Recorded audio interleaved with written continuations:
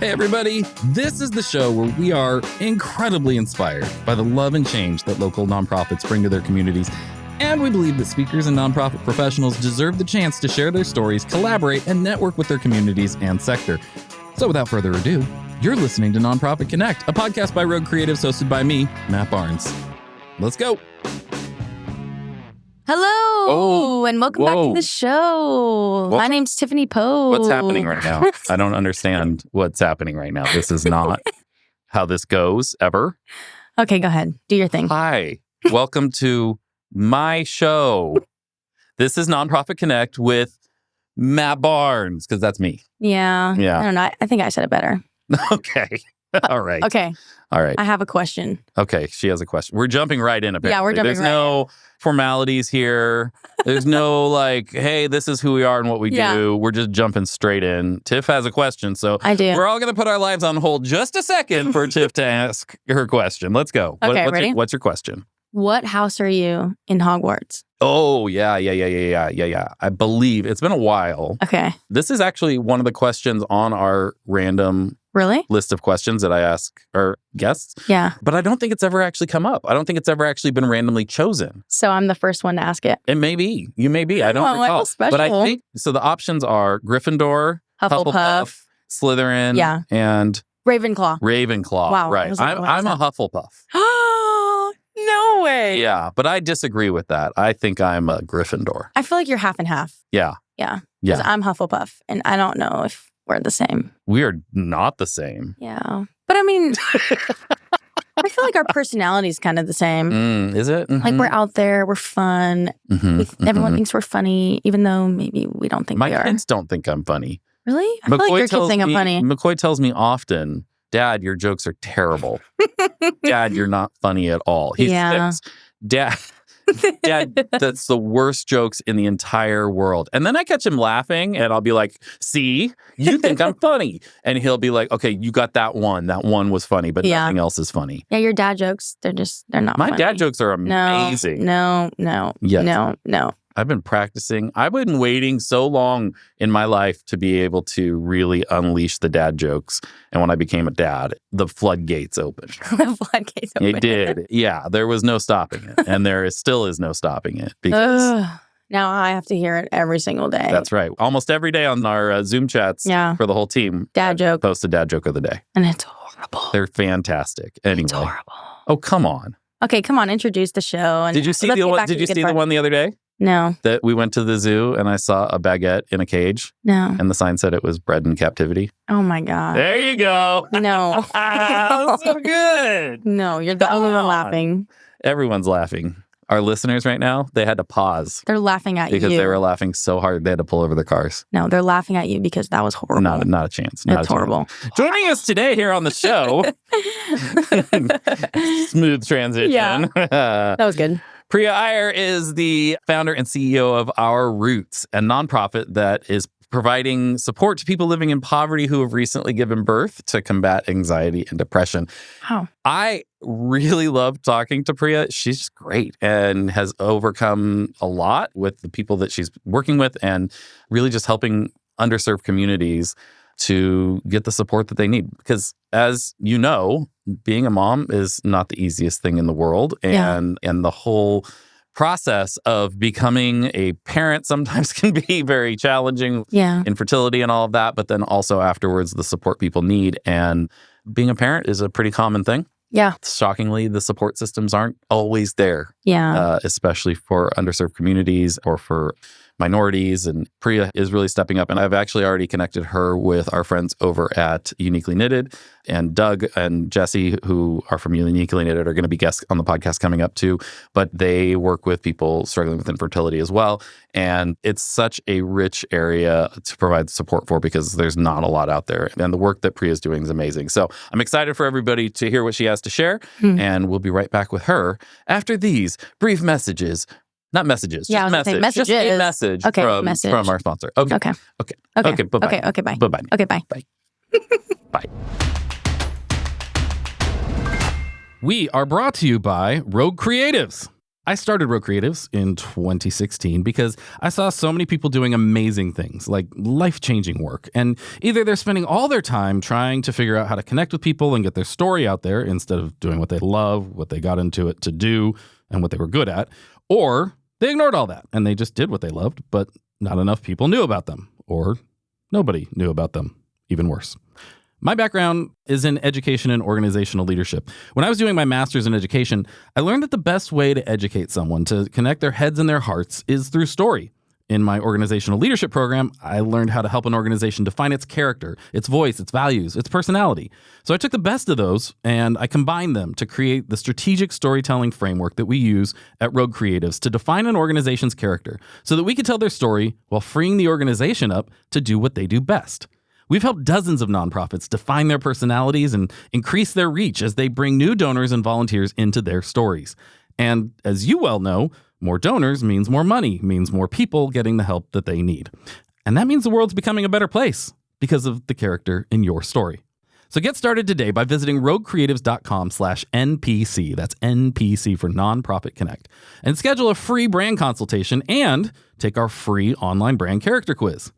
That's roguecreatives.com/NPC to begin defining your brand character today. There's no commitment or risk for you at all. And come on, don't you want to meet us? We're super fun, I promise. Rogue Creatives. Seriously, creative storytelling. Okay, enough from me.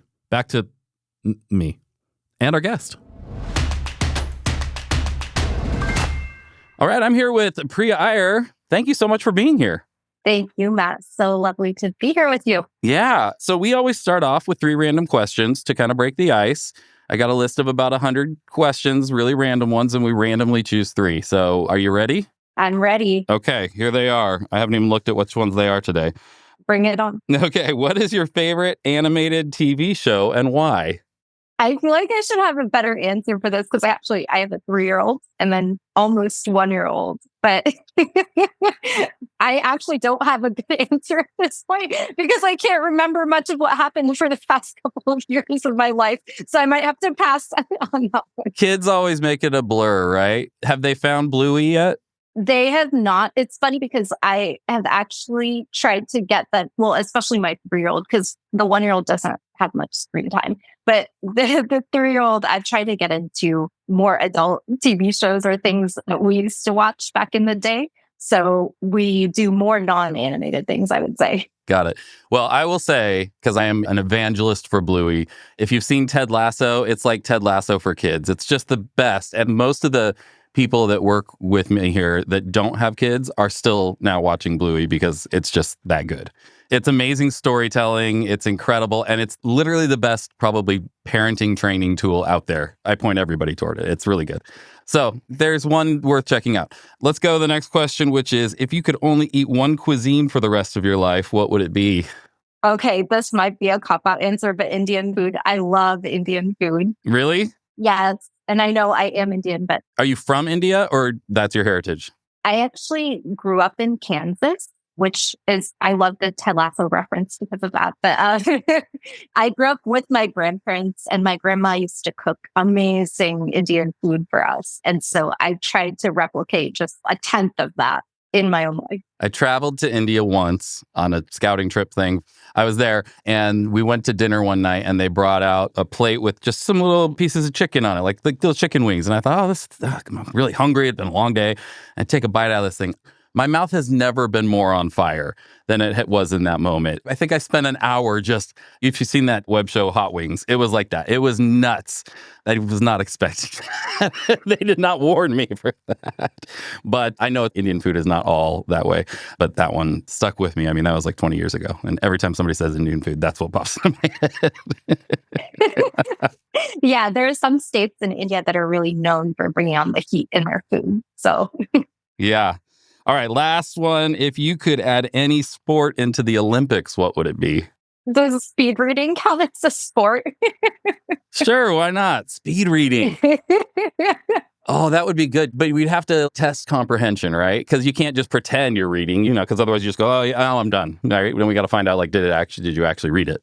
Exactly. Share the knowledge back. But I think that would be really cool. There you go. Are you a big reader? I'm a huge reader. I love to read. Awesome. I have found that since children it has been much more difficult for me to find time to read.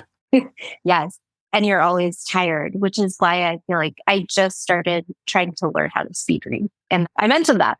Oh, nice. I should learn that. Yeah. My wife the other day, she goes, I've slept well the last 3 nights, but I'm still exhausted. Is there going to be a day when I'm not tired? And I said, I don't think either of us are going to not be tired for probably the next 15 years. I think this is it. Our oldest ones are 6. Our youngest is 1.5. And we have 5 total. And so we got a lot going on. And Wow. Okay, that's amazing. You're going to have to give me tips after this is done. How are you alive? right. Well, it's 2 sets of twins. So they got built-in best friends. That really helps keep each other busy a lot. And then with the baby who's 1.5, they keep him busy a lot too. So there's a lot going on there. I don't know that restfulness is on the agenda for a while. Anyway, that's not what we're here to talk about. You are the founder and CEO of Our Roots, and I'm just looking over your resume. I'm like, man, it's pretty impressive. Based on your resume, I was kind of expecting someone older because you've done a lot. Tell me your origin story. Where'd you come from? How'd you get to where you are? And what are you doing today? Thank you. I probably look younger than how old I actually am, but I'll take that for the time being. So there are a couple of different kind of buckets of what landed me here. The first, I would say, is I grew up in Kansas, like I mentioned, beginning intergenerational household. So my parents, grandparents, all from India, landed there. We all grew up together and grew up there at a time where there weren't a lot of immigrants there, not a lot of Indian immigrants, and faced some bullying and racism growing up. And so it really made me aware of what it felt to be othered and shaped a lot of the work that I do today. The second piece is I have spent a lot of time as a public health scientist in maternal and child health. And so I got the chance to work all around the world, which was awesome, and go back to my ancestral state in India and work there. And I was really in awe at how well put together the public health infrastructure is in other countries and how much we can learn from that in the US, especially in our maternal and child health care systems. And I had all of that in my back pocket as I came back here, had 2 kids with my husband, and I experienced the problem that we're trying to solve in many ways myself. So I experienced panic attacks when I started trying for my son. And it was terrifying. And in my own immigrant household, we don't talk about mental health. And I realized that's so true in many other households as well, many communities of color, even beyond. And it just really opened my eyes because I started talking to other people and other women of color in particular.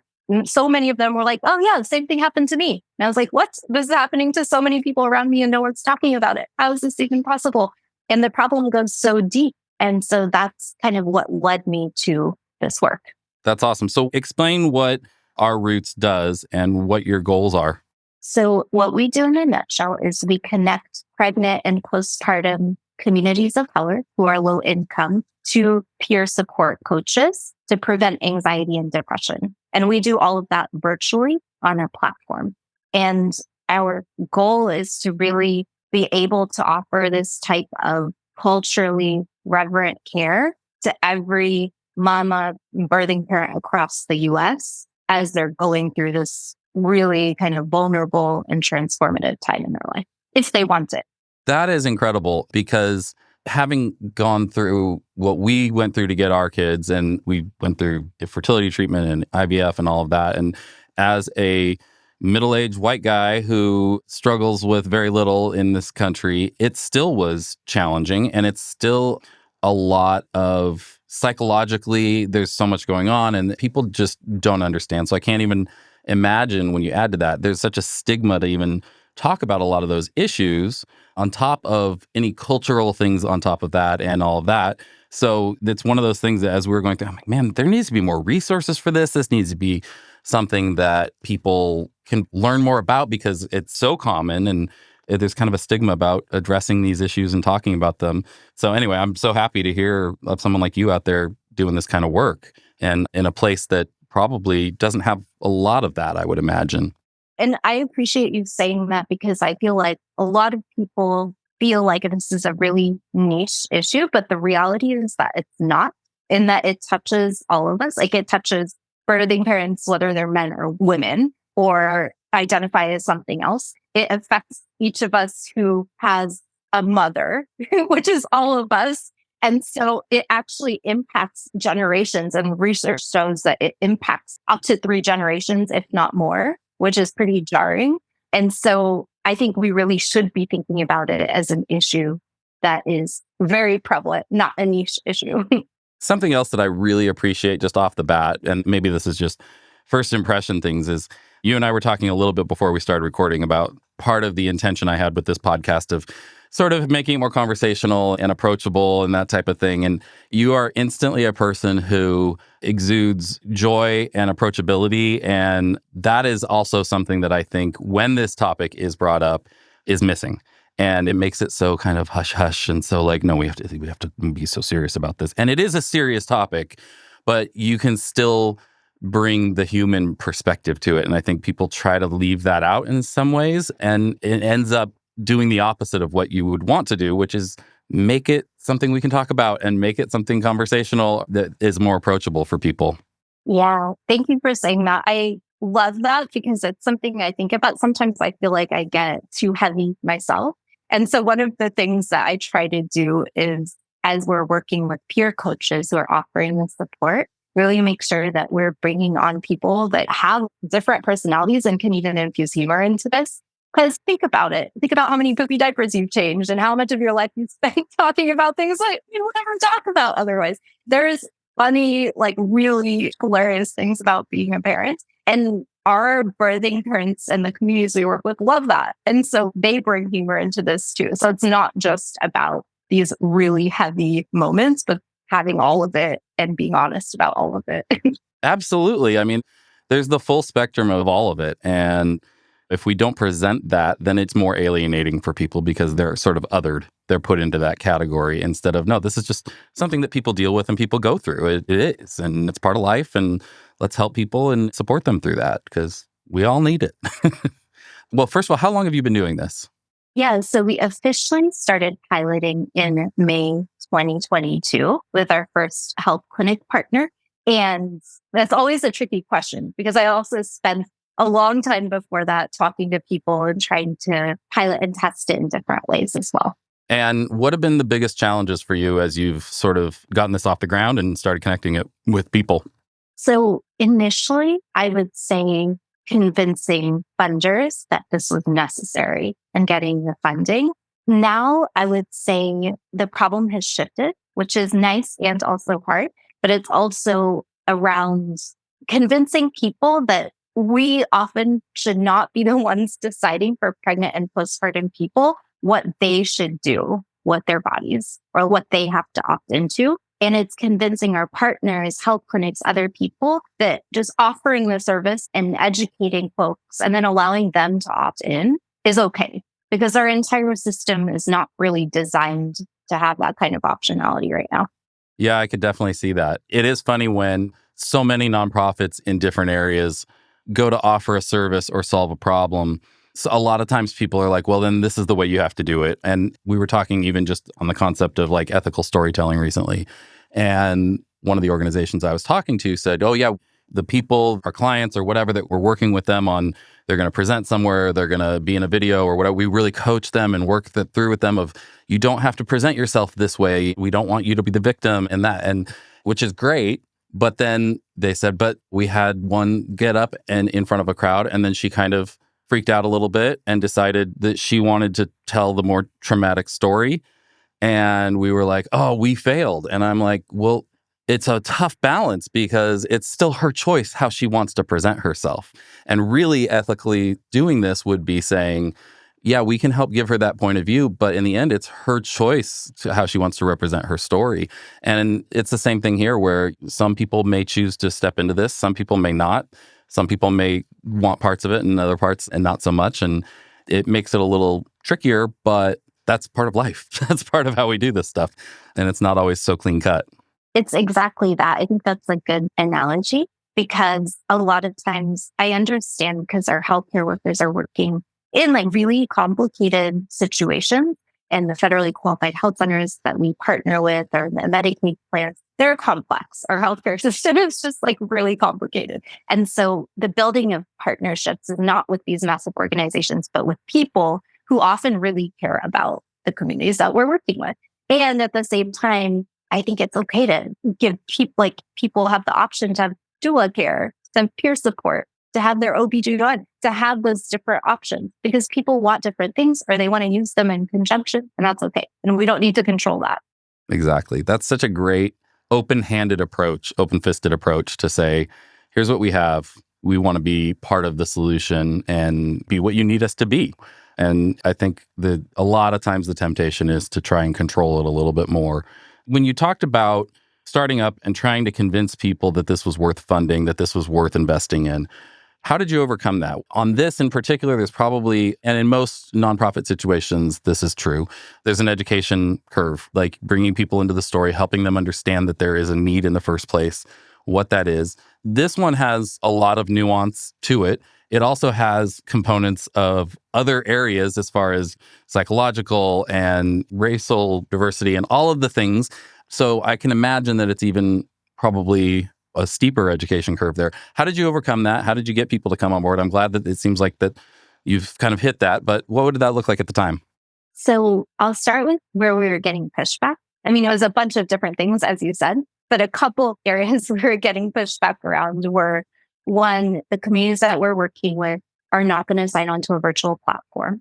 We were getting pushback around, why do you need to center the communities that we're working with? Why can't you just say this is for everyone? And the service is for everyone, but we were saying we're going to start with these communities and design a product that starts with them and centers them, because that is so often not true. So those were a couple of the things that we were getting pushback around. And honestly, the way that we overcame it was I ended up talking to more than 100 potential partners and found one amazing federally qualified health center in the East Bay that's nearby to where I live. And there is a pioneering director there who was like, I really believe in this. And in a few weeks was like, we need this service. We have massive wait lists for therapy and our folks need this. So how do we get you in? And then she convinced the caseworkers, the social workers, the OB/GYNs, other people within the clinic that they should refer folks to us.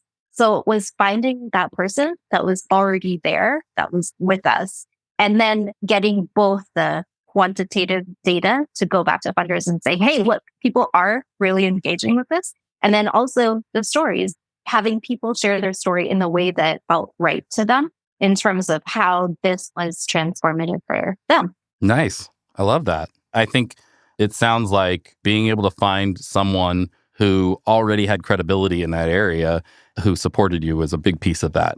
And I meet a lot with startup nonprofits, executive directors, and helping them kind of do some strategy and figure out how do we grow this and how do we get some attention on it. And that is always one that if you can find somebody who has that credibility and people listen to and bring them in, then that's always a huge win. What other challenges? I mean, you had said you were from Kansas, and I was assuming that that's where you still are, but I'm thinking that that's not true now. Where are you at? No, I'm in Oakland now. Oakland. Okay, yeah. You talked about the Bay, and I'm like, wait a minute. But what have been some of the other challenges as you started to grow this? Do your programs look a lot different today than they did when you first started, even 2 years ago? Yeah, they definitely do. So when we started, thought we needed to use this very structured curriculum because we were like, we're going into health clinics. They're more traditional spaces. They want to see something that's like very evidence-based and scientific. So we started with the structured curriculum that had been proven out and all of this stuff. And when we started utilizing it, there were useful things from it for sure. And then our communities were telling us that they were experiencing other things and there was no curriculum to go back to like support them around that. So for example, people were coming to us and saying, we've gone into these clinics and people have told us that we're fat. They've told us all of these other racially charged things. There is no like handbook for that in the curriculum that we were looking at. So we had to really think about how do we build our own resources to support people in advocating for themselves, because there are other structures and ways that we are really trying to shift systemic racism. And that is a slow process. So the reality is that people are still facing this day to day. So how do we support them in the process? And so we really shifted our approach and thought more about how do we support our peer coaches now in building the skills that they need. And then how do we build out our own resource database and support people where they're at? So they drive the sessions, they set their goals with the peer coach, and the peer coach moves with them, and they have the opportunity to lead rather than us being like, this is what we're going to walk through in all of your check-ins. So that was like one example.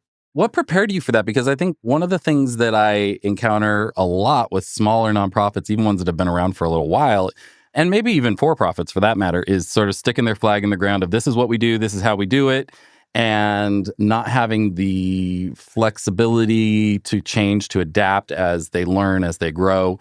And what prepared you for that? You think that's just part of your personality, or is that things you've learned other places that you're applying here? And it's such a challenge for a lot of people.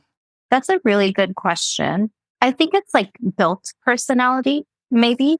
I've moved a lot since I lived in Kansas, probably every couple of years. And I think that's similar to a lot of people in my generation. And so each time you move, you kind of like build and shift and rethink the things around you.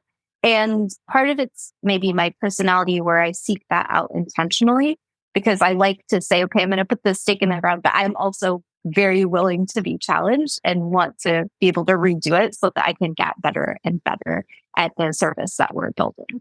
And from a values standpoint, that just felt really important to me, because there's so many times where when we're building services or products for our communities where it feels like we're not offering them the best service possible. We're just offering them something. And I feel like they've often become so used to that. And I think that's terrible. I think that we should be designing the service to be the very best service possible and really be able to offer people the emotional support that they need. Why do you think that people get so held back by that? Why do you think people struggle with that so much? I think that I can speak to being a nonprofit and a tech nonprofit in particular. I think it's challenging because you are accountable to many different people, not just the communities you're working with, but you're accountable to several funders, not one funder. You often have to piece together your funding through several individual investors, foundations, etc. And some of them may have strong opinions, others may not. But if you're working with more opinionated people, you sometimes have to convince all of those different people that your approach or your new approach is like a good approach. And that can be really challenging. So there's very real reasons why it's a struggle. Yeah. And I mean, in general, I think also people struggle with change. They don't always love change. And so you get comfortable in doing what you're doing as well. I would guess that you're a person who probably is driven by solving problems and finding out what's working and adjusting and tweaking on that. Not to get too into sort of organizational leadership theory, but it's part of my background. And I think a lot of people accidentally or not define their organization with their what instead of their why. And so the details get put in concrete instead of just the mission. When the mission's just put in concrete, then those details can all change as you adapt and grow, as long as you're still driven by that mission, and change isn't such a big deal. You really root yourself in those details, and then culture changes and you got to change them. It's a lot more painful and harder to bring people along with. But it's a problem that I think a lot of specifically smaller startup nonprofits deal with as they're trying to figure out, how do we do these things? How do we grow and solve these problems? And a lot of times they're tackling a smaller issue in the beginning, something very specific. And then as they want to grow, they don't know how to let go of that one way of doing things. But I love what you're doing. Is there anything else specific that you would want other nonprofit leaders to know about your experience? Because you've officially only started this about 2 years ago. And it's impressive to me that you've come that far in 2 years. Most nonprofits take a little bit longer to get on their feet than that. What's the secret? I mean, you said you did some research and prep ahead of time, but what's the tip you would give to somebody who's starting something up? I don't have a secret sauce per se, but there is one thing that I would say that kind of encompasses several things, which is the partnerships that we've built. So, for example, we have an amazing board. We have 2 people on our board. but the power of two people who really believe in what you're doing and an early board that will invest in the organization and you as a leader in many, many different ways and are willing to just jump in. That's really powerful. It's like invaluable. And then I would also say when I use the term partnerships, I use it kind of broadly because it's also in terms of our communities. I make sure to continue doing peer support coaching myself so that I really understand what's happening in our communities. Or I'll go in and meet the mamas and the birthing parents who are working in person. So even though we're a tech nonprofit, I still try to maintain that connection both virtually and in person, at least now that we're small. And I feel like we can continue to do that as we grow. And that's been really helpful because tied back to what you were saying before, I think one of the fears of change is that you don't want to harm the communities that you're working with. And one way to know that is to be in front of them, be in relationship with them, be talking to them and know exactly kind of what's happening with the changes that you're making so that you can be very responsive. So yeah, those are a few of the... Let me ask you this one more thing too. I saw it and then you said it earlier and now I don't know why I was having trouble putting these together, but because what you do is so about relationships, it's so relational and it's so personal. It's hard for me to think of you as a tech nonprofit. But that's such a part of it too. Marrying sort of those two things, was that challenging? I mean, aside from convincing, you said in the beginning, convincing some people that people would come online for these things and do it virtually. But has that been accepted? Are there some unique challenges in that? Or is it just kind of going like, all right, it's just another avenue to bring relational work through? It's a very good question. So there are a couple of things. One is that the reason we're a tech nonprofit is because that's what the folks in our community asked for. They're like, we have so many appointments, and I'm sure you know this. You have so many appointments when you go through the process of being pregnant and postpartum, and so many things to deal with and work and all of these other barriers, transportation. So they're like, I don't want to go to another thing in person. If I can find a virtual relationship and build that relationship on my smartphone. So great. We're like, cool, we can make that happen. So people have their smartphones and feel super comfortable about it. But it was this idea that other people decided for them that, hey, you need to be in person. And so we found that that worked really well. And the second piece of it that really helps us is as we want to grow our impact, there are very human elements that our peer coaches need to do. And there are other elements that we can leave to the technology, right? And being able to separate that out allows us to grow the impact that we're having.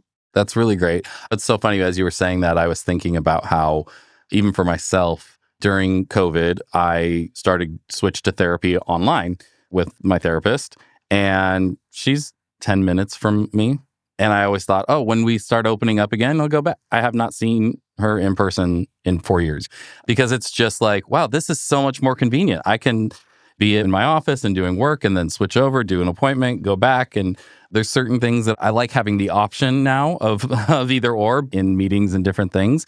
But there's a flexibility now that the world has accepted online as an opportunity to connect in different ways. And some of the things, it's like, yeah, you go back to in person, and other things are like, that doesn't make a lot of sense for me. So I love that you guys have embraced that. And it's just, I think the distinction of being a tech nonprofit was where I was like, man, I didn't even really think of it that way. But really, I mean, yeah, you have to create the infrastructure to be able to support those services. So that's really cool. And I think it's already changing the way a lot of nonprofits do things. But I think that's going to even keep coming more and more with all the new advances and all of that. And some of that's scary and some of it's exciting, and we'll see where it all goes, I guess. Yeah, for sure. It also makes me think of one last thing, which is that we're seeing a lot of hospitals or healthcare services shut down in rural areas that are already underserved. So when we think of our work and being able to expand across the US, like I know even in California, we've talked to potential partners that are in very rural areas where there aren't a lot of people of color or not a lot of folks who might be able to speak the language of the pregnant or postpartum person that's coming into the clinic. And so being a tech nonprofit is exciting in that way, because then we can reach folks with somebody who has shared lived experiences with them, and they don't actually have to physically be in that location. That's so great. All right, a few questions as we wrap up. Who in the world of nonprofits inspires you? There are so many people. One person who I really love is Shawan Jackson of Vocal Justice. I don't know if you've heard of them before, but they're a wonderful organization. You should check them out. All right, I will. Absolutely. And what is the thing in your job that brings you the most joy? It's definitely just being able to connect with our mamas and our birthing parents and then watch their confidence and belief in themselves transform. I love it. So good. Well, Priya, it's been so great talking to you.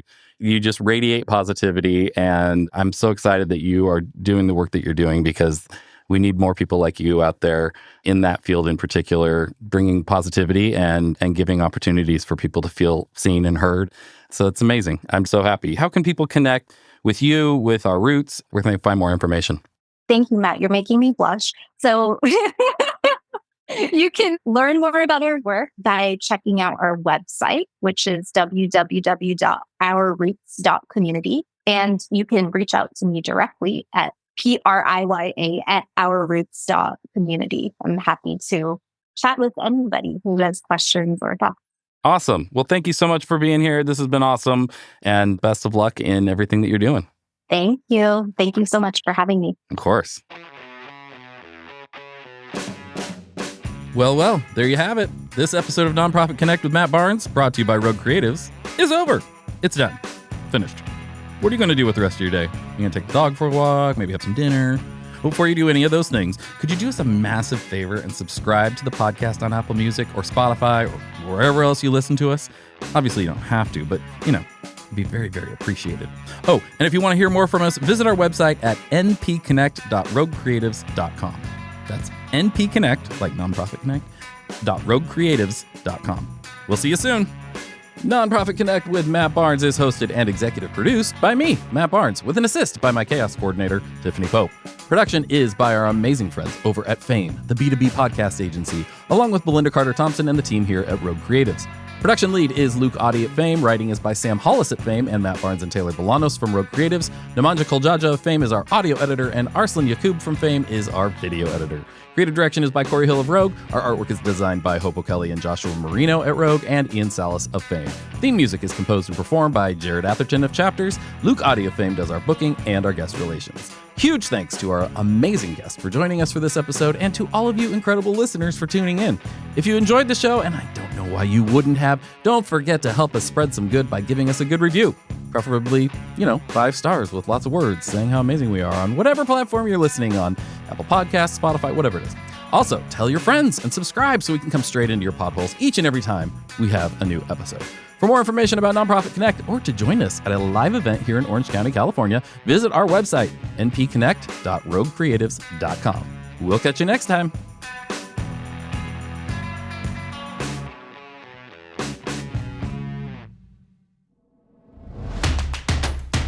This has been a Rogue Creatives production.